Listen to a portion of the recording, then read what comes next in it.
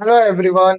Hope everyone doing well. Welcome to my YouTube channel Maths by Piyush Tiwari sir. Dear friends, अभी हमारे 12th board exam काफी पास में आ गया है.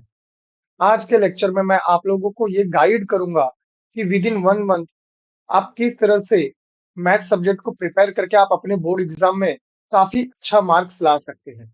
अगर आपने कुछ भी नहीं पढ़ा है, आपको कुछ भी नहीं आता है, तो भी मैं आपको ऐसा टिप्स ट्रिक्स एंड टेक्निक्स आज बताऊंगा.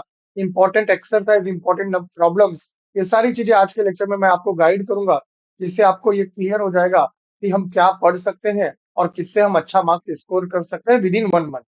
वीडियो के आखिरी तक आप बने रहें और चैनल को सब्सक्राइब करना ना भूलें. ना, माय डियर फ्रेंड्स, आज के लेक्चर में हमारा एजेंडा क्या है?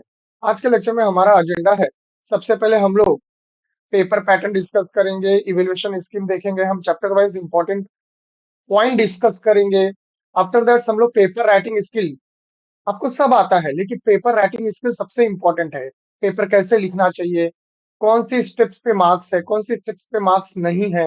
ओके, आप 80 ऑन 80 स्कोर करने के लिए आपको छोटी छोटी बातों का ध्यान में रखना है. और अगर पढ़ के नहीं भी हुआ है तो कौन से टॉपिक पढ़े जिससे हम विद इन 1 मंथ या विद इन 15 डेज हम एटलीस्ट 60 मार्क्स स्कोर कर ले. At least 60 marks, note down, 60 marks 15 दिन में. कैसे? वीडियो के आखिरी तक बने रहे, ध्यान से देखें और नोट डाउन करें. Fifth, calculation shortcuts. जैसा कि आप जानते हैं maths paper two lot of calculation, बहुत कैलकुलेशन है बड़े बड़े. आज के वीडियो के आखिरी तक बीच में मैं आप लोगों को कैलकुलेशन को simply with in a minute कैसे क्रैक कर सकते हैं, कैसे निकाल सकते हैं. लाइक रिग्रेशन एनालिसिस चैप्टर है, टाइम सीरीज है, एपीसी एमपीसी है, एप्लीकेशन ऑफ डेरिवेटिव में. ये सभी कैलकुलेशंस जरा टीडियस होते हैं. मैं आपको ट्रिक्स दूंगा कि आप कैसे उस कैलकुलेशन को फटाफट सॉल्व कर सकते हो. There are 5 objective to score 100% success. क्या है वो ऑब्जेक्टिव? पहले आपको सब्जेक्ट का नॉलेज होना चाहिए, चैप्टर का नॉलेज होना चाहिए. आपको इंपॉर्टेंट प्रॉब्लम कलेक्ट करने हैं. जैसे कि आप जो भी कोचिंग क्लासेस में जाते हो या कॉलेज में जाते हो, कहीं भी आप पढ़ते हो, आपको टीचर पढ़ाने के टाइम पे बोलते हैं, बच्चों ये प्रॉब्लम इंपॉर्टेंट है. आपने प्रॉब्लम्स को इंपॉर्टेंट मार्क भी किया होगा. वो सारे प्रॉब्लम्स आप चैप्टर वाइज कलेक्ट करें और रेडी रखें. क्या है, एग्जाम के 24 घंटे पहले पूरी टेक्स्ट बुक सॉल्व करना इम्पॉसिबल है my dear students. But exam के 24 आवर्स बिफोर, एक दिन पहले या 24 आवर्स बिफोर, 24 घंटे में क्या पढ़ें आप, ऐसा क्या पढ़ें कि एग्जाम में आप जाके कॉन्फिडेंटली सम सॉल्व कर सको. तो उसके लिए collection of important problem is must. Minimize the error, error को कम करें. डे बाय डे आप अपने एरर में सुधार लाएं. आपने प्रीलिम्स के एग्जाम्स दिए होंगे या प्रीलिम्स के एग्जाम देंगे. आपके कोचिंग क्लासेस में टेस्ट होते हैं, ये कॉलेजेस में टेस्ट होते हैं. सारे टेस्ट पेपर को ओपन करें, चेक करें कि आपके मार्क्स कहाँ कट हुए हैं. जो भी मार्क्स कट हुए आप अपने टीचर्स को कांटेक्ट करें. ओके, और उसे डे बाय डे रेक्टिफाई करें कि आने वाले नेक्स्ट एग्जाम में वो मिस्टेक वापस ना हो. पेपर राइटिंग स्किल, वो मैं आपको बताऊंगा कि प्रॉब्लम कैसे सॉल्व किया जाता है. सम आना डिफरेंट बात है, प्रेजेंट करना डिफरेंट बात है. आप मेरे डियर स्टूडेंट कमेंट बॉक्स में कमेंट करिए. जब जब हम आपसे पूछे तो आप कमेंट बॉक्स में कमेंट करें, पेपर किसके लिए लिख रहे हैं. बोर्ड एग्जाम में जब आप पेपर लिखोगे तो किसके लिए लिखोगे? क्या आप पेपर खुद के लिए लिख रहे हो? नहीं, आप पेपर अपने लिए नहीं लिख रहे. आप पेपर लिख रहे हैं जो कि एक सामने वाला टीचर पढ़ेगा और अगर उसे समझ में आएगा तो ही मार्क्स देगा. तो my dear student, note down, paper आप खुद के लिए नहीं लिखते. आप पेपर लिखते हैं सामने वाले टीचर को समझाने के लिए. आप टीचर है, आपको समझाना है. और समझिए, जो टीचर इवेलुएट करेगा वो स्टूडेंट है. आप किस तरह से उसे समझा सकते हैं. तो remember it, when you right the paper, आप पेपर अपने लिए नहीं, अपने टीचर्स को समझाने के लिए लिख रहे हैं. तो पेपर बराबर लिखे. राइटिंग स्किल आपका मस्ट है. और सबसे इंपॉर्टेंट बात, टाइम मैनेजमेंट, समय में पेपर कंप्लीट होना. तो कितने टाइम में आपका क्वेश्चन नंबर 1 हो जाना चाहिए, कितने टाइम में क्वेश्चन नंबर 2 हो जाना चाहिए, ये इस वीडियो में मैं कवर करूंगा. ये सारे पॉइंट्स आज के लेक्चर में हम कवर करेंगे. Paper pattern, evolution and scheme, Maharashtra state board 12th commerce, unit wise. Section 1 मतलब मैथ्स 1 और सेक्शन 2 मतलब मैथ्स 2. आप इसका स्क्रीनशॉट ले लें और टेक्स्ट बुक में ये मार्क्स नोट डाउन कर ले. जैसा कि आप जानते हैं, ये सारे वेटेज आपके दिए गए हैं.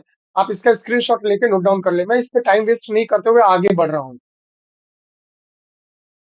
There are 12 MCQs. आप देख सकते हैं माय डियर स्टूडेंट्स, आपके टोटल paper में there are 6 MCQ in maths paper 1 and 6 MCQ in maths paper 2.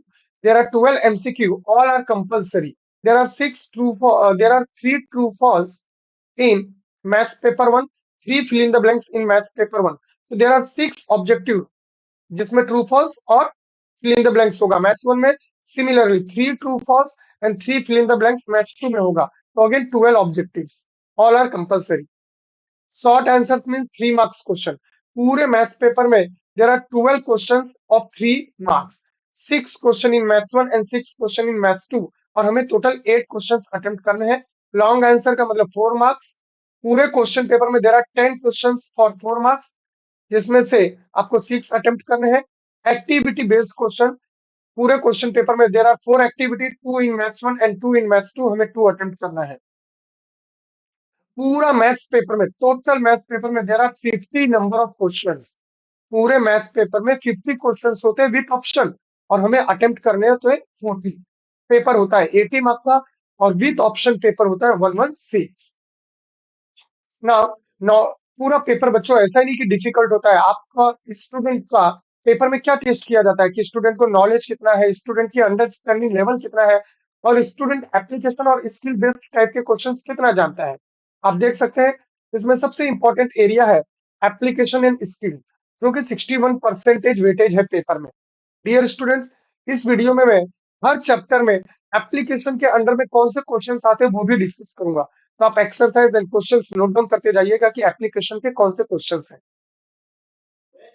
Difficulty level, आपके पूरे पेपर में 20% ही पेपर डिफिकल्ट होता है। दैट मीन्स एवरेज और इजी मिला के 80%। तो 80% स्कोर करना बहुत इजी है, और डिफिकल्टी लेवल क्वेश्चन पेपर में 20% होता है। ये मैं नहीं, ये सारी चीजें जो है स्टेट बोर्ड ने खुद ने डिक्लेयर की है उनके वेबसाइट पे। एवरेज 50% एंड इजी 30% क्वेश्चन होते हैं। अगर इसे मार्क्स में देखा जाए तो इजी जो है वो 35 मार्क्स का होगा, एवरेज जो होगा वो 58 मार्क्स का होगा, और डिफिकल्टी लेवल जो है 23 मार्क्स की होगी आउट ऑफ 116 विद ऑप्शन। ये आप जो देख रहे हैं, ये जो हेडिंग है, ये जनरल इंस्ट्रक्शंस है। ये इंस्ट्रक्शंस आपके बोर्ड के क्वेश्चन पेपर में देखने को मिलेगा। ये जो इंस्ट्रक्शंस है 2021 से फॉलो किया गया है। All questions compulsory. There are 6 questions divided in 2 sections. Right answer of section 1 and section 2 in the same answer book. Use of logarithm table allow है, कैलकुलेटर नॉट अलाउ। एलपीपी के लिए आपको graph paper नहीं दिया जाएगा, आपको आपके answer book में ही एलपीपी का ग्राफ बनाना है। रफ ग्राफ हमें जरूरी है। एमसीक्यू, आप ऑप्शन भी लिखेंगे और आंसर भी लिखेंगे। ऑप्शन ए लिखें और उसका आंसर भी लिखें। Is that clear? Right both, this is the suggestion. Format of question paper. Now, this is section 1. Question number 1A. There are 6 MCQs. There are 6 MCQs. All are compulsory. There are 3 true or false. Now, and there are 3 fill in the blanks. There is no need to write question. आप direct answer लिखें। MCQ option A और उसका answer. True false में भी question लिखने की जरूरत नहीं है। फिल इन द ब्लैंक्स में भी क्वेश्चन लिखने की जरूरत नहीं है, बट मैं आपको सजेशन दूंगा कि फिल इन द ब्लैंक्स में आप पूरा स्टेटमेंट लिखें, और फिर जो भी आंसर होगा उसके नीचे अंडरलाइन करें। This is my suggestion. This is question number 1A, B, C, that is 12 marks. Question number 2A, attempt any two out of 3, 3 marks each. Question number 2B, attempt any two out of 3, 4 marks each. Question number 3A, attempt any two out of 3, 3 marks. Question number 3B, attempt any one, 4 marks का question out of 2. And question number 3 का C, that is the activity based question. Attempt any one out of 2. Hope that आपको ये सारी चीजें समझी होंगी। तो question number 1, question number 2, question number 3 section 1 which is maths paper 1 से होगा। Without wasting time, question number 4, question number 5, and question number 6 are similar to question number 1, question number 2, and question number 3 simultaneously.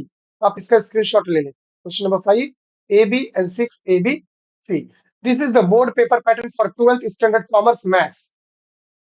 Now, chapter wise discussion करते हैं my dear students. Very important. Paper 1 logic जो कि 8 marks का chapter है, जो आपको either 1133 और 134 marks में डिस्ट्रीब्यूट किया जा सकता है। This is the predictions. ये आप जो देख रहे हैं स्क्रीन पे, ये पेपर के चैप्टर के सारे कॉन्सेप्ट्स हैं।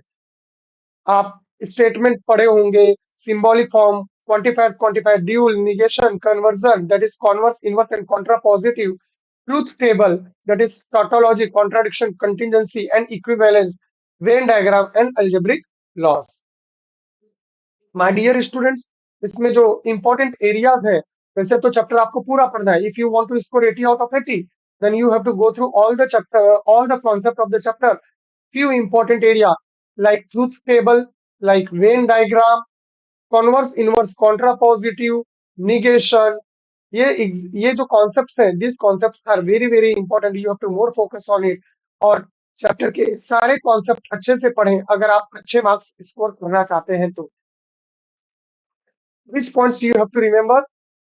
If it is to be expressed symbolically, अगर आपको symbolically express करने के लिए बोला जाए तो आप small letter symbols P Q R का यूज करेंगे और जो नेसेसरी कनेक्टिव्स है वो यूज करेंगे।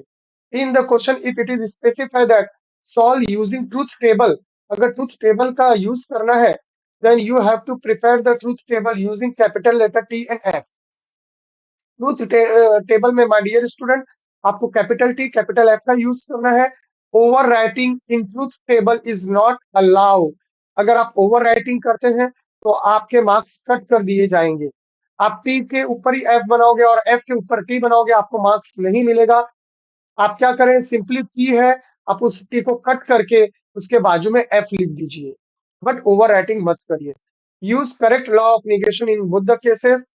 वेन डायग्राम, अगर आप वेन डायग्राम बना रहे हैं तो आपको वेन डायग्राम में शेडेड एरिया दिखाना कंपलसरी है। अगर आप वेन डायग्राम में शेडेड नहीं करते हैं तो आपको वापस मार्क्स नहीं दिया जाएगा। If only P and Q R present in the statement, केवल पी और क्यू है तो आपको फोर ऑप्शन यूज करना है। दैट इज पी में दो बार टी, और पी में दो बार टी, दो बार एफ, क्यू में T F T F. Now if p q r are present in the statement, use 8 options। as you know that अगर p q r है तो आपको 8 ऑप्शन का टेबल बनाना है। p में 4 times p, 4 times f, q में 2 time t, 2 time f, 2 time t, 2 time f, r में t f t f t f alternate। Remember this points. Now there are few examples, ये कुछ examples है जो हमने आपके लिए लिया है। आपको किस तरह से लिखना है ध्यान दीजिएगा। P Q R true, R S false, find the truth value. यहाँ पे ट्रूथ वैल्यू बोला है तो आपको ट्रूथ टेबल नहीं बनाना है, ट्रूथ वैल्यू। तो आप पी के जगह टी लिखेंगे, क्यू के जगह टी लिखेंगे, आर के जगह एफ लिखेंगे, एस के जगह एफ लिखेंगे और प्रॉब्लम को सॉल्व करेंगे। माय डियर स्टूडेंट्स, यहाँ पर इस वीडियो में मैं आपको लेक्चर नहीं पढ़ाने आया हूँ, मैं आपको खाली गाइड करने आया हूँ कि इंपॉर्टेंट एरिया और इंपॉर्टेंट सम्स किस तरह से एग्जाम में प्रेजेंट करना है। अगर आपको ये सारे सम्स नहीं आते तो आप मेरे यूट्यूब चैनल पे जाए, मैंने हर चैप्टर के इंपॉर्टेंट सम्स अपलोड किए हैं और पूरे चैप्टर को एक्सप्लेन भी किया है। Now this is one of the example, construct the truth table. किस तरह से बनाना है, it is 3 marks problem. This is a way. देखिए ये हुआ पेपर राइटिंग स्किल, आपको पेपर में इस तरह से लिखना है। ये 3 मार्क्स आपको कहाँ पे दिया गया है, देखिए कॉलम नंबर 4 पे 1 मार्क, कॉलम नंबर 5 पे 1 मार्क और कॉलम नंबर 6 पे 1 मार्क है।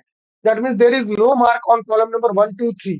अगर आपका कॉलम नंबर 1 2 3 राइट है और 4 5 6 रॉन्ग है तो आपका स्कोर 0 मार्क्स होगा। दैट मीन्स आपको कॉलम नंबर 4 पे 1 मार्क है, कॉलम नंबर 5 पे 1 मार्क है और कॉलम नंबर 6 पे 1 मार्क है। तो आपको क्या करना है, आपको जो भी कॉलम होगा उसे करेक्ट एंट्री करनी है। तो you should be very careful, do not over right. अगर कॉलम नंबर 4 में कोई भी एक भी एंट्री रॉन्ग हो गई तो आपका पूरा कॉलम नंबर 4 का मार्क्स चला जाएगा। You should be very very careful about it. Now this is next example, converse inverse contrapositive. So this is the example, आप देख सकते हैं। आपको सबसे पहले सिंबॉलिक फॉर्म में कन्वर्ट करना है और बाद में उसको वर्बल फॉर्म में आंसर लिखना है। आपका क्वेश्चन वर्बल फॉर्म में है तो आपका आंसर भी वर्बल फॉर्म में होगा। आप केवल लिखते हो कॉन्वर्स क्यू इंप्लाइज पी, और अगर आप वर्बल फॉर्म नहीं लिखते हैं तो आपको मार्क्स नहीं मिलेगा। तो converse inverse contrapositive question verbal form में है और आपका आंसर वर्बल फॉर्म में लिखना नेसेसरी है। This is the next example, right the negation. आपको निगेशन लिखना है, किस तरह से लिखना है आप देख सकते हैं। There are 3 question 1 mark each. So इस तरह से आपको आंसर लिखना है। माय डियर स्टूडेंट, यहाँ पे मेरा कॉन्सेप्ट टीचिंग नहीं है, यहाँ पे ये सभी चीजें बताने का मतलब पेपर राइटिंग स्किल है कि आपको आंसर किस तरह से रिप्रेजेंट करना है। Now next chapter is matrices, weightage is 8 marks. The important area, algebra of matrices है, इनवर्स है और एप्लीकेशन। आप देख सकते हैं, नोट डाउन एप्लीकेशन। एप्लीकेशन का वेटेज सबसे ज्यादा है। एप्लीकेशन में दो एरिया आता है, इन्वर्जन, रिडक्शन। टाइम से, और अगर आप एप्लीकेशन अच्छे से करोगे तो आपके कुछ मार्क्स बोर्ड एग्जाम में कंफर्म हो सकते हैं। ये मेरा प्रिडिक्शन है। तो एप्लीकेशन एरिया आप अच्छे से करें। Inverse, row transformation, column transformation, adjoint method. Many times students क्या करते हैं, रो ट्रांसफॉर्म कॉलम ट्रांसफॉर्मेशन पूछा है और फॉर्मूला अप्लाई कर देते हैं, a into a inverse equal to I, which is wrong. Question को केयरफुली रीड करें। अगर उन्होंने रो ट्रांसफॉर्मेशन पूछा है तो रो ट्रांसफॉर्मेशन का फॉर्मूला है a into a inverse equal to I. Column transformation का फॉर्मूला है a inverse into a is I. Column transformation पूछा है, आप यूज कर रहे हो रो ट्रांसफॉर्मेशन, आपका आंसर राइट आएगा बट आपको मार्क्स मिलेगा 0, क्योंकि आपका मेथड रॉन्ग है। क्वेश्चन में कॉलम ट्रांसफॉर्मेशन पूछा तो आपका फॉर्मूला है a inverse into a equal to I. Question read करिए और अकॉर्डिंगली सुटेबल फॉर्मूला यूज करिए और सॉल्व करें। सो यहाँ पे इंपॉर्टेंट एरिया है application of matrices and inverse. आप ये एक्सरसाइजेस अच्छे से करें, तो ज्यादा से ज्यादा प्रैक्टिस करें। Now what are the important, ये एक Venn diagram my dear student logic chapter का बीच में आ गया है। इसे जरा आप ध्यान दीजिएगा। ये वेन डायग्राम का क्वेश्चन है।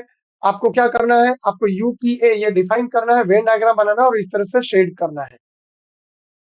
Now, what are the important points in matrices which you have to remember? जब भी आपको इनवर्स पूछेगा, आपको determinant of A not equal to 0 दिखाना है। It is must. Determinant of A not equal to 0 अगर आप नहीं दिखाते हो तो आपका 1 मार्क डिडक्ट कर दिया जाएगा। Use the mention method to solve matrices. जो मेथड बोला गया वही यूज करना है। अगर आपको रिडक्शन मेथड पूछा गया है तो याद रखिए, रिडक्शन मेथड में केवल रो ट्रांसफॉर्मेशन यूज होता है। एग्जाम हॉल में बैठ के सोचने की जरूरत नहीं है कि रिडक्शन मेथड कौन से मेथड से होगा। Remember it, reduction method, row transformation method, और उसमें आपको क्या करना होता है, आइदर अपर ट्रायंगुलर मैट्रिक्स और लोअर ट्रायंगुलर मैट्रिक्स में कन्वर्ट करना होता है। To find a inverse, row transformation, column transformation का फॉर्मूला यूज करना है। While proving a plus b का whole square equal to a square plus b square plus ab, do not use law of algebra। My dear students, comment box में डालिए आप किस तरह से a प्लस बी का whole square equal to a square plus b square plus ab proof करोगे। Come on, फटाफट comment box में डालिए कि आप किस तरह से इसे प्रूफ करोगे। Okay, now I will tell you. Now a plus B का होल स्क्वायर क्या होता है? a प्लस बी का होल स्क्वायर मैट्रिसेस चैप्टर में, नोट डाउन, मैट्रिसेस चैप्टर में a प्लस बी का होल स्क्वायर होता है a square plus B square plus A b plus b a. Do not say two a b नहीं होता, because a b और b a में और may not be equal. तो what is a plus B का whole square? A square plus B square plus A b plus b a. अब देखिए हमें प्रूफ क्या करना है। हमें दिया गया है ए प्लस बी का होल स्क्वायर, ए square plus B square plus ए बी दिया गया है। यहाँ पे कौन सा टर्म मिसिंग है? B A. मतलब बी ए क्या होगा? 0 होगा ना। तो यहाँ पे आपको सिंपली प्रूव करना है कि B A is equal to 0। अगर आप बी और ए दोनों का मल्टीप्लाई करेंगे और अगर आंसर 0 आ गया तो हेंस प्रूफ कि ए प्लस बी का होल स्क्वायर ए square plus B square plus ए बी होगा, क्योंकि बी ए की वैल्यू 0 हो गई। Is that clear? There is no need to find A plus B, फिर A plus B into A plus B, फिर A into A, फिर A into B, फिर B into B, फिर सबको add करो। आप समझ रहे हो? ये 3 मार्क्स का या 4 मार्क्स का सम होगा। अगर आप इतने लेंथी मेथड से जाएंगे तो 4-5 पेज में ये सम सॉल्व होगा और अननेसेसरी यू आर वेस्टिंग 15 से 20 मिनट्स ऑन दिस प्रॉब्लम और आपका पेपर डेफिनेटली छूट जाएगा। तो इस टाइप के सम्स की आप प्रैक्टिस करें। अगर आपको ए प्लस बी का होल स्क्वायर ए square plus B square plus ए बी दिया है तो उसमें मिसिंग टर्म ढूंढिए कि कौन सा टर्म मिसिंग है। यहाँ पे मिसिंग टर्म था बी ए, तो आपको simply B A equal to 0 proof करना है। Now this is the reduction method का एक सम है। आपको ये राइटिंग पेपर स्किल के लिए मैंने ये सम दिया है और आपको यहाँ पे मार्क्स बताया कि कौन कौन से स्टेप्स पे आपके मार्क्स है। इट इज 4 marks problem, 1 mark matrix method, 1 mark this step, 1 mark equality of पे और 1 मार्क फाइनल आंसर पे। डिफरेंशिएशन, इट इज 7 मार्क्स का chapter. Now composite, logarithmic, implicit, parametric and higher order derivative. My dear students, inverse method, what is inverse method? That is your second exercise 3.2 में आप देख सकते हैं, वहां पे marginal demand करके क्वेश्चन है। तो जब भी आपको 3.2 के क्वेश्चन आए, use formula dx upon dy is equal to 1 upon dy by dx, where dy by dx not equal to 0. Inverse method का अगर प्रॉब्लम आएगा तो ये फॉर्मूला लिखना कंपलसरी है। अगर आप फॉर्मूला नहीं लिखेंगे तो आपके मार्क्स डिडक्ट हो सकते हैं। पैरामेट्रिक फंक्शन आएगा dy by dx equal to dy by dt upon dx by dt, where dx by dt not equal to 0. Formula लिखना कंपलसरी है। अगर आप फॉर्मूला नहीं लिखेंगे तो मार्क्स जा सकते हैं। Now this is one question. Come on, comment box में डालिए what is the first step. Come on, video को पॉज करें और कमेंट बॉक्स में डालिए कि इस सम का पहला स्टेप क्या होगा। Very good, taking log on both the side. Okay, now क्या होगा टेकिंग लॉग, तो you will get log Y is log, देखो लॉग आ जाएगा, इसके आगे लॉग आ जाएगा, log of X raise to log X plus log of log X raise to x.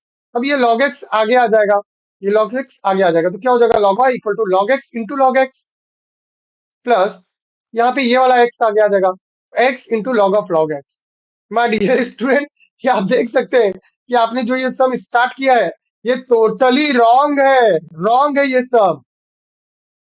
Many times, many times student ये silly mistake exam में करते ही है। तो what is the correct method.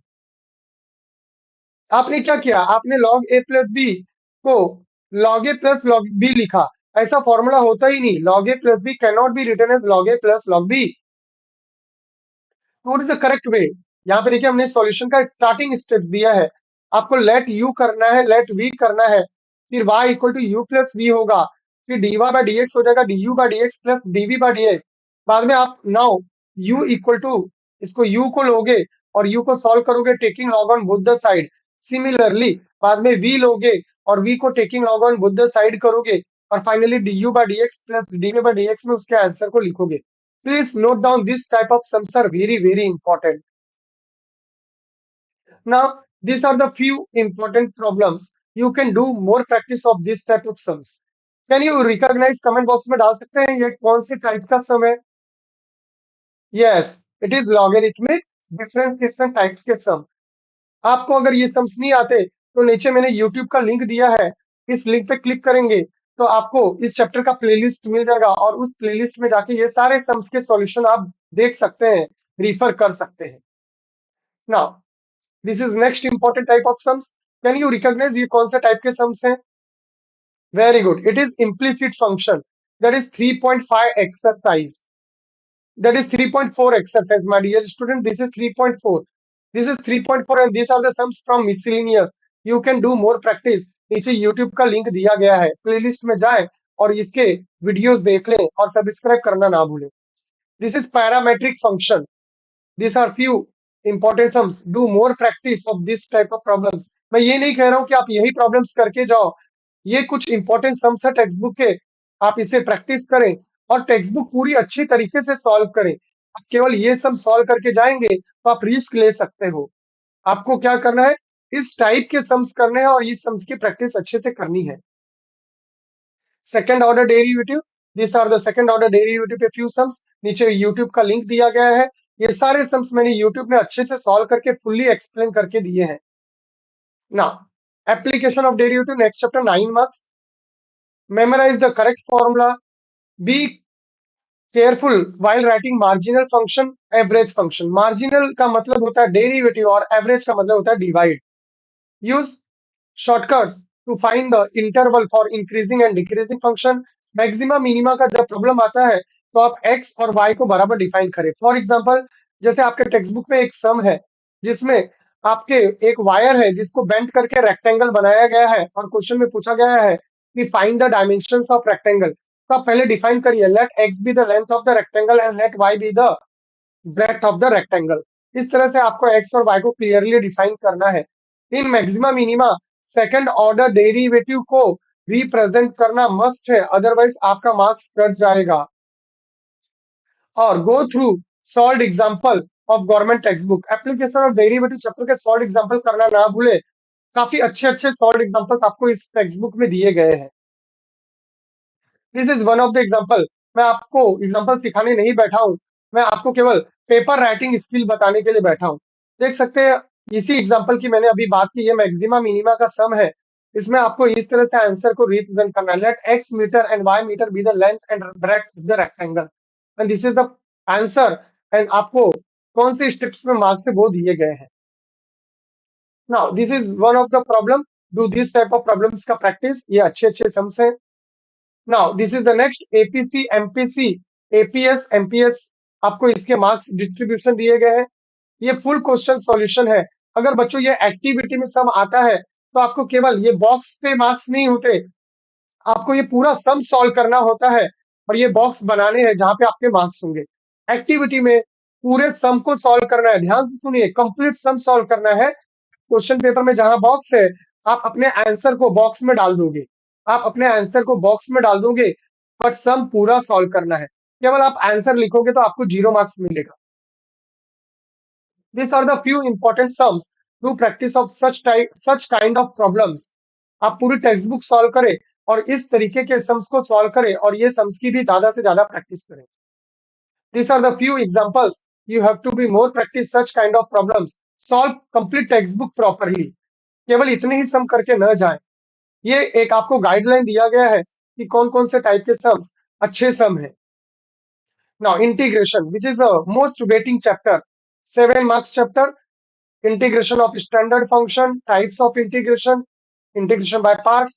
This is the one of the important type, and partial fractions. Whenever you are writing integration, don't forget to write dx. Integration symbol के साथ dx लिखना ना भूले। Final answer में c लिखना ना भूले। Don't forget to divide the coefficient of x when it is linear function. Many times हमने देखा है कि अगर इंटीग्रेशन ऑफ लीनियर फंक्शन है, क्या एक एग्जांपल देता हूं, कमेंट बॉक्स में उसका आंसर डालो। What is the integration of 2x plus 3 whole raised to 4? 2x plus 3 whole raised to 4. The answer is 2x plus 3 whole raised to 5 upon 5. And what is the coefficient of x? 2. तो denominator में 2 आ जाएगा, multiply by 2 आ जाएगा। So correct answer is 2x plus 3 whole raised to 5 upon 10 plus c. यहाँ पे x का coefficient 2 है तो denominator में 2 से मल्टीप्लाई करना है, क्योंकि 2x plus 3 वो लीनियर फंक्शन है। लीनियर फंक्शन मतलब x का highest power 1। You should not be confused with the formula on derivative and integration. There are many formula जो कि डेरिवेटिव और इंटीग्रेशन में सेम है, बट उसके आंसर डिफरेंट होते हैं। तो फॉर्मूला लिखने के टाइम पे केयरफुल रहे और बार ध्यान से सोचे कि इस क्वेश्चन का डेरिवेटिव क्या है, अगर डेरिवेटिव में पूछा गया है, और उसी क्वेश्चन का इंटीग्रेशन क्या है अगर वो इंटीग्रेशन में पूछा गया है। These are the few important types of problem. Do more practice of this type of problems. Partial fraction जो कि आपका 5.6 है और इंटीग्रेशन बाय पार्ट्स जो कि आपका 5.4 है, 5.5 है। Do more practice of this type of exercises. ये इंटीग्रेशन बाय पार्ट्स का सम है। यहाँ पे हमने आपको पेपर राइटिंग स्किल बताया है और कौन सी स्टेप्स पे मार्क्स है वो हमने बताया है। Always right u into v, that is integration by parts का फॉर्मूला लिखना ना भूले। Formula is must. Now, definite integration, definition, substitution method, and properties of definite integration. It is 5 marks chapter divided in these areas. Now, what are the important parts? Learn properties. Do more practice of properties of definite integration. ये कुछ properties है, there are many properties, but मैं आपको कुछ properties they रहा हूँ। ये type के प्रॉपर्टीज की प्रॉब्लम पे ज्यादा से ज्यादा प्रैक्टिस करें। फर्स्ट, सेकंड एंड थर्ड, ये टाइप के प्रॉपर्टीज जहां भी टेक्स्ट बुक में आप सारे ये प्रॉपर्टीज पे बेस्ड एग्जांपल्स पे ज्यादा से ज्यादा प्रैक्टिस करें, टेक्स्ट बुक पूरा सॉल्व करें, ये प्रॉपर्टीज के सम्स अच्छे से करें। दिस इज वन एग्जांपल जो मैंने आपके सामने इसके सॉल्यूशन का पेपर राइटिंग स्किल, पेपर में कैसे लिखें वो आपको दिया गया है। कोई भी सम अगर प्रॉपर्टीज पे है तो आपको प्रॉपर्टी लिखना मस्ट है। अगर आप प्रॉपर्टी को नहीं बताते तो आपके मार्क्स कट कर दिए जाएंगे। This is the paper writing skill. इस तरह से आपको मार्क्स मिलेंगे और इस तरह से आपको बोर्ड एग्जाम में आंसर लिखना है। Now, application of definite integration area under the curve 4 marks का chapter. Now, draw rough diagram। जहां पे रफ डायग्राम की जरूरत है वहां पे आपको रफ डायग्राम बनाना है, अदरवाइज मार्क्स नहीं मिलेगा। अगर आप रफ डायग्राम नहीं बनाएंगे आपका 1 मार्क कट जाएगा। राइट, फाइनल आंसर में स्क्वायर यूनिट या स्क्वायर सेंटीमीटर एरिया का सम है तो लिखना ना भूले, अदरवाइज 1 मार्क्स कट जाएगा। Practice graph of some standard function like equation of parabola, equation of straight line and all. इस टाइप के ग्राफ की प्रैक्टिस करें। ग्राफ पेपर में आपको ग्राफ नहीं बनाना है, आपको आंसर पेपर में ही रफ डायग्राम बनाना है। एक एग्जांपल मैंने आपके सामने दिया है। आपको पैराबोला और लाइन के बीच का एरिया पूछा गया है। इस तरह से आपको रफ डायग्राम बनाना है और इस तरह से आपको आंसर लिखना है। फाइनल आंसर में स्क्वायर यूनिट लिखना ना भूलें। आप देख सकते हैं आपको 4 मार्क्स कहाँ-कहाँ पे दिए जाएंगे। Now, these are the few examples. You should more practice of such kind of example. इस चैप्टर के सॉल्व एग्जाम्पल करना ना भूले, सॉल्व एग्जाम्पल भी करें इस चैप्टर के। और ये कुछ एग्जाम्पल्स आपके सामने मैंने दिया हूं, आप इस प्रॉब्लम्स की प्रैक्टिस करें, पूरे टेक्स्ट बुक को अच्छे से सॉल्व करें, केवल इतने ही सम करके न जाए। These are the few good examples, आप इसकी प्रैक्टिस कर सकते हैं। Differential equation math paper 1 last chapter, degree and order, formation, solution, and application of differential equation. 10 marks, very high weighted chapter in maths paper 1. तो आप देख सकते हैं किस तरह से ये डिस्ट्रीब्यूट किया गया है। What are the important points? Carefully write order and degree of differential equation. Order और degree में आप कंफ्यूज ना हो जाए, carefully लिखे। Second point, to form a differential equation, if there is only one arbitrary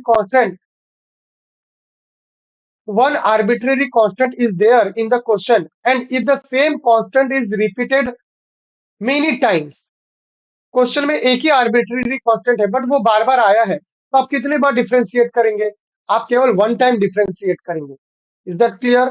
for example, y equal to c, c is the constant, c bracket में 2x plus c। Now how many constant?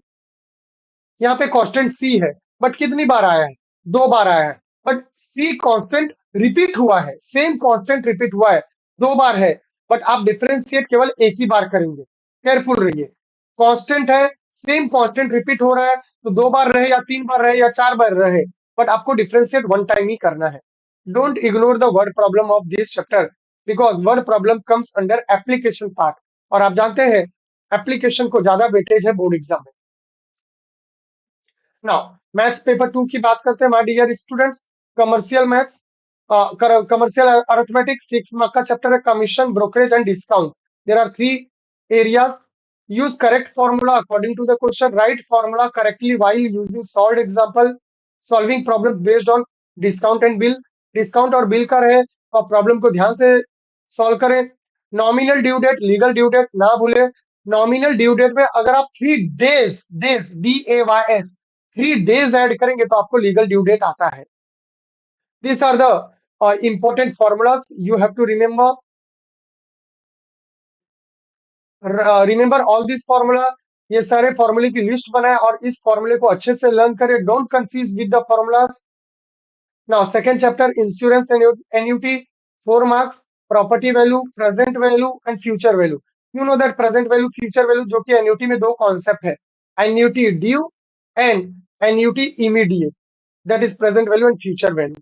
Now remember this line, property value से आपको policy value मिलता है, policy value से आपको premium मिलता है और प्रीमियम पे कमीशन मिलता है।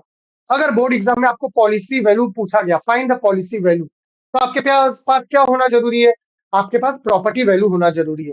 आप पॉलिसी वैल्यू किस पे कैलकुलेट करोगे? आप पॉलिसी वैल्यू प्रॉपर्टी वैल्यू पे कैलकुलेट करोगे। आप प्रीमियम किस पे कैलकुलेट करोगे? आप प्रीमियम पॉलिसी वैल्यू पे कैलकुलेट करोगे। आप एजेंट का कमीशन किस पे मिलता है? एजेंट को कमीशन प्रीमियम पे मिलता है। तो ये लाइन जो मैंने दी है, ये की लाइन है। ये लाइन अगर आपको याद रहेगी तो आप चैप्टर की किसी भी प्रॉब्लम को इजीली सॉल्व कर सकते हैं। These are the important formula from annuity chapter.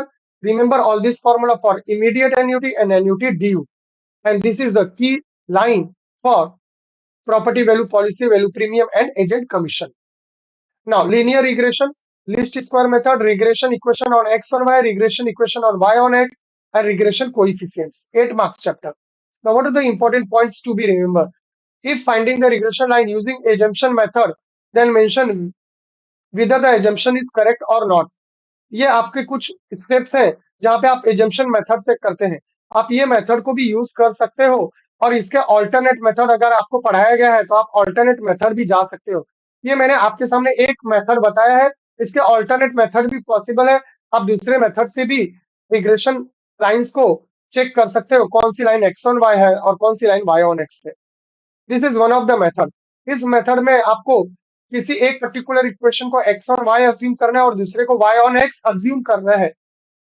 जिस लाइन को आप x on y find out करो से वहां से आप b स्लोप फाइंड आउट करोगे m1 और दूसरी लाइन से स्लोप फाइंड करोगे m2। फिर दोनों का मॉड्यूलस लोगे और जो छोटा होगा, जो स्मॉल होगा, उसे आप बी वाई एक्स बोलोगे और जो बड़ा होगा उसके रेसिप्रोकल को आप बी एक्स वाई बोलोगे। Remember it. अगर बी वाई एक्स दोनों पॉजिटिव है तो आर की वैल्यू पॉजिटिव होगी। बी वाई एक्स दोनों निगेटिव है, आर की वैल्यू निगेटिव होगी। बट ऐसा कभी नहीं होता कि बी एक्स वाई पॉजिटिव आए और बी एक्स वाई निगेटिव आए। अगर ऐसा आता है तो आपने कुछ मिस्टेक किया है, आप सबको वापस रीचेक करें।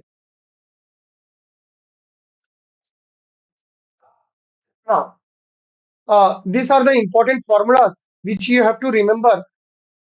इस फॉर्मूले की लिस्ट बनाए, आप इसे पढ़ें या आपके टेक्स्ट बुक में लास्ट पेज पे दिया गया है, चैप्टर के एंड में दिया गया है। Remember all this important points. Now time series 7 marks. It is divided in 3 parts: trend line, graphical method, moving average, and least square method. Least square method part is very important part. And theory of this chapter is also important for objective purpose. Now, which point you have to remember? Carefully draw the table for moving average. 3 yearly, 4 yearly, 5 yearly की practice अच्छे से करें। केवल आपको table की, अगर समझो आपके टेबल की एंट्री राइट है, बट आपका ऊपर का जो हेडिंग है, जो आप 3 ईयरली में हेडिंग डालेंगे, 4 ईयरली में हेडिंग डालेंगे और 5 ईयरली में हेडिंग डालेंगे, अगर वो आपकी हेडिंग्स रॉन्ग है तो आपको 0 मार्क्स मिलेगा। एंट्री तो राइट होनी ही चाहिए, बट आपकी हेडिंग भी राइट होनी चाहिए। लिस्ट स्क्वायर मेथड पे आप ज्यादा से ज्यादा प्रैक्टिस करें। ये हेडिंग है जो आपको यूज करनी है। 4 ईयरली की हेडिंग्स आप लर्न करें, रिमेंबर रखें। 5 ईयरली की हेडिंग मैंने दी है। 3 ईयरली और 5 ईयरली का ये हेडिंग सेम है और ये आपका लिस्ट स्क्वायर मेथड है। आपको लास्ट कॉलम जो है, ट्रेंड लाइन जो है, आपको सारी एंट्रीज कैलकुलेट करने की जरूरत नहीं है। जिस पर्टिकुलर ईयर का एंट्री पूछा है उसी पर्टिकुलर ईयर का एंट्री निकालना है और आप इस तरह से टेबल बना सकते हैं लिस्ट स्क्वायर मेथड में। ये टेबल के सारी हेडिंग्स आप याद रखें। Now, index number 7 marks. Simple aggregate, price index number, quantity index number, value index number. These are the 6 scientists, 6 mathematicians, and cost of living index, that is aggregate expenditure, family budget method. Aggregate expenditure method का जो formula है, this formula is same as Laspere price index number. Which points you have to remember? P naught, Q naught used for base year and P1, Q1 used for current year. These are the important points which you have to remember for index number chapter. Now, these are the important formula, list of formula. अगर आपने नहीं बनाया है तो my dear student, मैंने maths के हर chapter में list of formula दिया है। आप एक बुक में लिखे और एंड मोमेंट रिवीजन पे ये सारे फॉर्मूलेस आपको काम आएंगे। नाउ, मैनेजमेंट मैथमेटिक्स 15 मार्क्स, ये आपका बैकबोन है, ये आपको पास करने में सबसे बड़ा हेल्प करेगा, जो कि एलपीपी, असाइनमेंट और सीक्वेंसिंग में डिवाइडेड है। एलपीपी का वेटेज 6 मार्क है, असाइनमेंट एंड सीक्वेंसिंग मिलकर 9 मार्क्स है। Now, LPP maximise minimise, very important concepts. And यहाँ पे मैक्सिमाइज एंड मिनिमाइज टाइप का असाइनमेंट प्रॉब्लम है। Sequencing 2 machine problem and 3 machine problems. Graph paper आपको बोर्ड एग्जाम में नहीं मिलेगा। आपको ग्राफ पेपर पे ग्राफ नहीं बनाना है, आपको आंसर पेपर में ही ग्राफ बनाना है। बाय इन केस अगर आपको ग्राफ पेपर मिल भी गया तो आप ग्राफ पेपर में अगर ग्राफ बनाएंगे तो भी आपको ग्राफ पे 1 मार्क्स है। और अगर आपको ग्राफ पेपर नहीं मिलेगा तो आपको आंसर पेपर में ही बनाना है। पर आपको ग्राफ पेपर नहीं मिलेगा, आपको आंसर पेपर में ही ग्राफ बनाना है। और आंसर पेपर में हमें रफ ग्राफ चाहिए, हमें एकदम एक्यूरेट ग्राफ नहीं चाहिए। ओनली रफ, इसलिए ग्राफ इज एक्सपेक्टेड। आपको जब भी फॉर्मुलेट द एलपीपी बोला जाता है, x greater than equal to 0, y greater than equal to 0 लिखना ना भूले। Many times you forget this, right? x greater than equal to 0 and y greater than equal to 0 लिखना भूल जाते हैं। Make sure that you write scale, आप scale लिखना भूल जाते हैं। On both the axis 1 centimetre equal to 1 unit लिखना भूल जाते हैं। बाउंड्री पॉइंट्स भी आप लिखना भूल जाते हैं, आप बाउंड्री पॉइंट्स लिखना ना भूले। फाइनल स्टेटमेंट में मैक्सिमम वैल्यू और मिनिमम वैल्यू लिखना ना भूले। For point of intersection of line, जब आप ग्राफ ड्रॉ करते हैं तो कभी कभी लाइन इंटरसेक्ट करती है, वो इंटरसेक्शन पॉइंट आपको बोथ द इक्वेशन, जो लाइंस होगी उन दोनों इक्वेशन को साइमल्टेनियसली सॉल्व करके ही point of intersection find out करना है। आप अपने ग्राफ से प्रिडिक्शन करके वैल्यू नहीं लिख सकते। अगर आप ग्राफ से डायरेक्ट प्रिडिक्ट करके वैल्यू लिखते हो, आपको मार्क्स नहीं मिलेंगे, आपके मार्क्स कट कर दिए जाएंगे। इन केस आपको ग्राफ पेपर मिला, आपने ग्राफ पेपर में ग्राफ ड्रॉ किया, तो वहां पे इंटरसेक्शन पॉइंट आपको क्लियरली दिखेगा, और अगर आपने डायरेक्ट लिखा तो भी आपको मार्क्स नहीं मिलेगा। Note down, intersection point find out करने के लिए आपको दोनों इक्वेशन को साइमल्टेनियसली सॉल्व करना है और इंटरसेक्शन पॉइंट फाइंड आउट करके दिखाना है। इट इज मस्ट, उस पर मार्क्स है, अगर आप नहीं करेंगे मार्क्स काट लिए जाएंगे। Assignment problem sequencing, in the final answer आप यूनिट लिखना ना भूलें। आप ध्यान से पढ़े, क्वेश्चन में अगर रुपीज है तो फाइनल आंसर में लिखना है 21 rupees, rupees 21, cost equal to rupees 21। Unit लिखना ना भूलें। अगर आपको टू और मोर अलोकेशन मिले तो आप अलोकेशंस को दिखाएं, मल्टीपल आंसर्स को दिखाएं। सीक्वेंसिंग में 2 machine problem, 3 machine problems, explain each and every step is necessary. आप सीक्वेंसिंग के सारे स्टेप्स को दिखाएं, अगर वो 4 मार्क्स का प्रॉब्लम है तो सारे स्टेप्स को दिखाना कंपलसरी है। 3 मशीन प्रॉब्लम, आप 3 मशीन प्रॉब्लम के स्टार्टिंग में आपके कंडीशन सेटिस्फाई करना दिखाना नेसेसरी। अगर आप कंडीशंस नहीं दिखाते, आपके मार्क्स कट कर दिए जाएंगे। केयरफुली क्वेश्चंस को रीड करें, उसके ऑर्डर को केयरफुली रीड करें। अगर ऑर्डर ए बी सी है तो आपको minimum of A, maximum of B और मिनिमम ऑफ सी लेना है। अगर ऑर्डर बी ए सी है, बी ए सी है तो minimum of B, maximum of A और मिनिमम ऑफ सी लेंगे। ऑर्डर केयरफुली रीड करें, क्वेश्चन में जो ऑर्डर दिया होगा उसी ऑर्डर में आपको सम को जाना है, और मिनिमम, मैक्सिमम और मिनिमम उसी ऑर्डर में फाइंड आउट करना है। तो ऑर्डर केयरफुली रीड करें, कंडीशंस को चेक करें। आफ्टर दैट आपका ये 3 मशीन प्रॉब्लम 2 मशीन प्रॉब्लम में कन्वर्ट होगा, और वो 2 मशीन फिक्टिशियस, जिसे आर्टिफिशियल या इमेजिनरी मशीन बोला जाता है, G&H, और आप 3 मशीन प्रॉब्लम को 2 मशीन प्रॉब्लम में कन्वर्ट करेंगे। आप सीक्वेंस फाइंड आउट करेंगे, और बाद में वर्किंग टेबल वंस अगेन आप 3 मशीन पे ही करेंगे। Is that clear? Now idle time और total elapsed time find out करना ना भूलें। Now probability distribution, most weighted chapter and high weighted chapter in maths paper 2। discrete random variable, PMF, CDF, expected value, variance, continuous random variable, probability, Poisson distribution, binomial distribution. These are the important areas. Which area you have to remember? Don't forget कि discrete random variable और continuous random variable क्या है। discrete random variable और continuous random variable पहचानने के लिए आपको objective question में आ सकता है। मिसलिनियस में आपको दिया गया है कि आइडेंटिफाई दैट ये डिस्क्रीट रैंडम वेरिएबल है कि कंटिन्यूस रैंडम वेरिएबल है। मिसलिनियस में क्वेश्चन दिए गए, आप करना ना भूलें। पीएमएफ और पीडीएफ के डेफिनेशन फॉर्मूलेस को बराबर याद रखें। Correct method, method to find probability with the help of CDF. The random variables should be taken as x, not small x. Small x की यूज ना करें, आप कैपिटल x का यूज करें। Use correct formula for binomial distribution and Poisson distribution. Do more practice on mean and variance. Mean और variance के सारे question पे आप अच्छे ज्यादा से ज्यादा प्रैक्टिस करें। These are the important points which you have to remember in the chapter probability distribution. Now, my dear students, पूरा मैथ्स 1 और पूरा मैथ्स 2 के बारे में बता दी, बट मैथ्स 2 बहुत लेंदी होता है। आप जानते हैं कैलकुलेशन आपका टाइम खा जाता है। माय डियर स्टूडेंट, बुक और पेन लेकर रेडी रहे, मैं आपको कुछ शॉर्टकट देने जा रहा हूँ कैलकुलेशन को कैलकुलेट करने के लिए। ना, फर्स्ट शॉर्टकट, किसी भी नंबर का स्क्वायर कैसे फाइंड आउट करेंगे। अगर आपका यूनिट प्लेस पे 5 है, अगर आपका यूनिट प्लेस पे 5 है, जैसे 35 का स्क्वायर चाहिए, यूनिट प्लेस पे क्या है 5, तो आप 5 का स्क्वायर लिख दो 25, और 3 के बाद कौन सा नंबर आएगा 4, तो 3 4 जा 12, तो आंसर हो गया 35 का स्क्वायर 1225। फॉर एग्जाम्पल 45 का स्क्वायर, 5 का स्क्वायर क्या होगा 25, और 4 के बाद कौन सा, सॉरी यहाँ पे प्रिंटिंग मिस्टेक है, अब 4 के बाद 5 क्या आएगा 5, तो 4 5 जा 20, तो यहाँ पे आ जाएगा 20। Sorry dear student, it is rectify, here 5 आएगा। आप इस क्वेश्चन का आंसर ट्राई करें और कमेंट बॉक्स में डालना ना भूलें। नाउ सेकंड ट्रिक, किसी भी नंबर को अगर 9 से डिवाइड करना है, एनी नंबर डिवाइड बाय 9, ये ज्यादातर आपके कहाँ यूज होते हैं, ये कॉन्सेप्ट ज्यादातर आपका यूज होता है बाइनोमियल डिस्ट्रीब्यूशंस में। 2 डिवाइड बाय 9, तो 2 डिवाइड बाय 9 क्या हो जाएगा, सिंपली 0.22222। बोलो, आप अपने टीचर को बोलो आपको कितना डिजिट चाहिए, डेसिमल पॉइंट के बाद 3 डिजिट चाहिए, 4 डिजिट चाहिए, 5 डिजिट चाहिए, 6 डिजिट चाहिए, बिंदास पूछो कि आपको कितना डिजिट चाहिए, मैं उतना डिजिट देता हूँ। 2/9 0.2222222, 4 divide by 9 0.444444 and so on.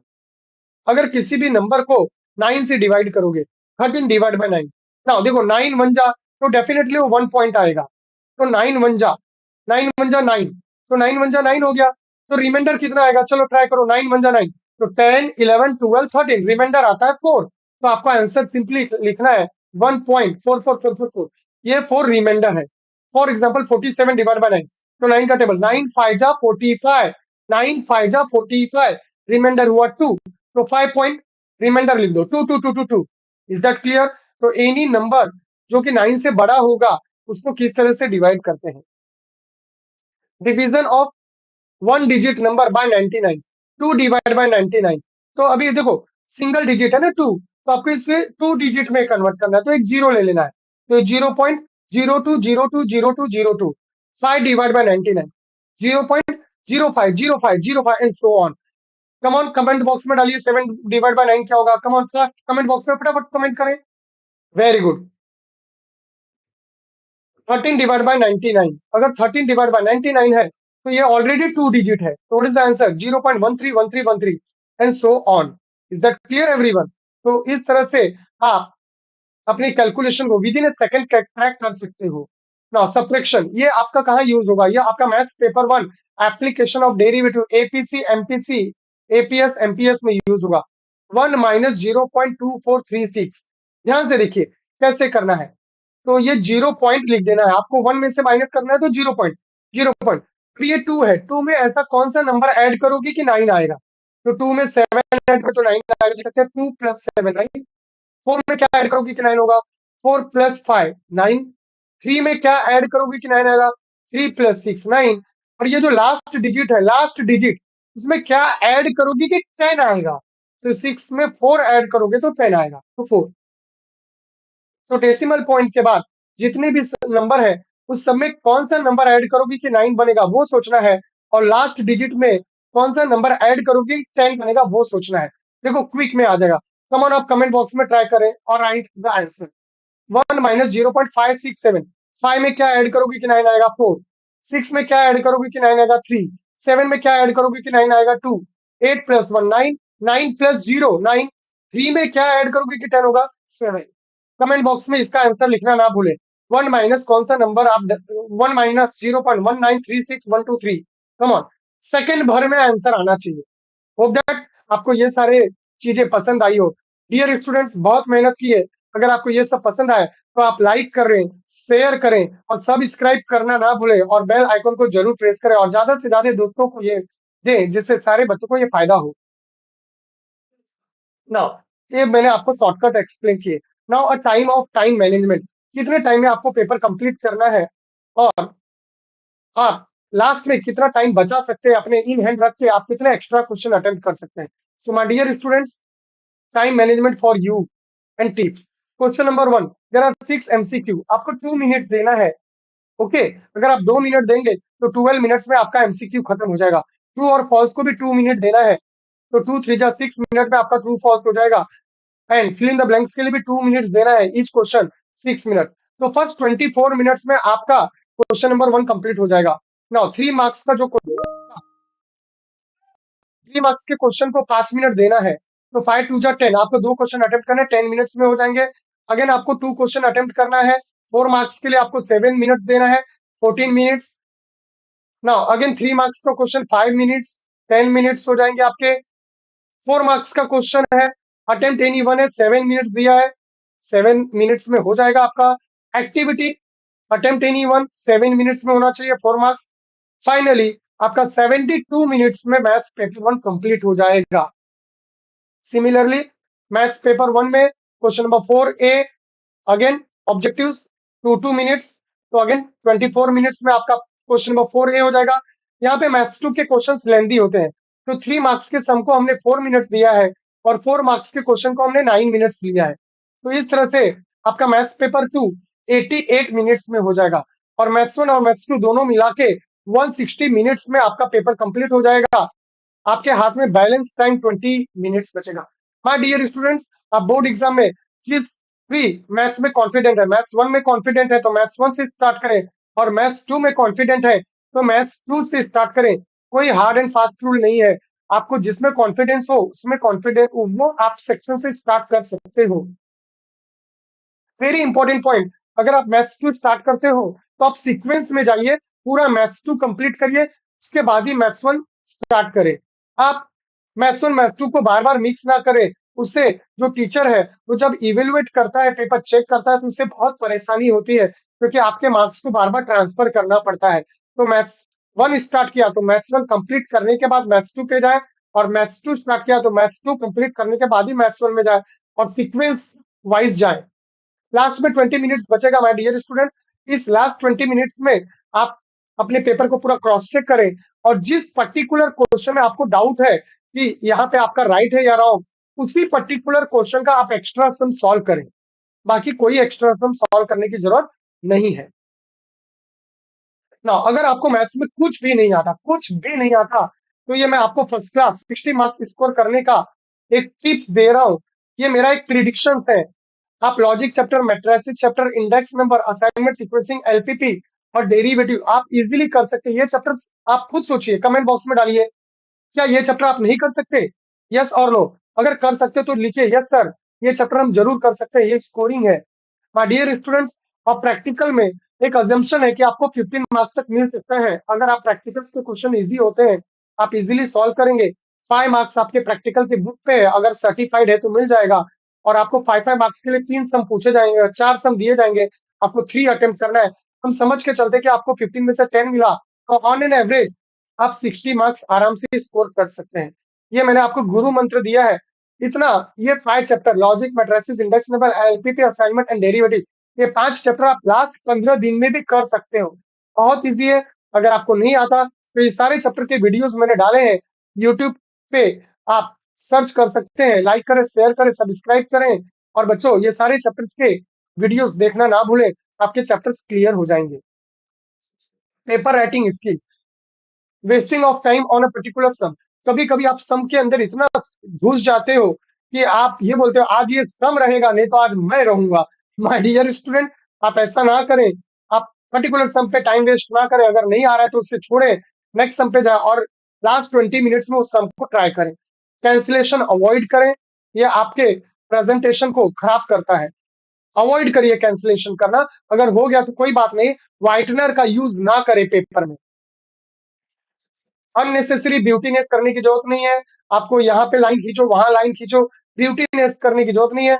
आप अपने फाइनल आंसर को अंडरलाइन करिए, फाइनल आंसर को बॉक्स में डालें, वो ज़रूर करें। बट अननेसेसरी आपको ब्यूटीनेस पे टाइम नहीं डालना है, स्क्रिबलिंग नहीं करना है, क्वेश्चन पेपर में कोई राइटिंग वर्क नहीं करना है। It is not allowed.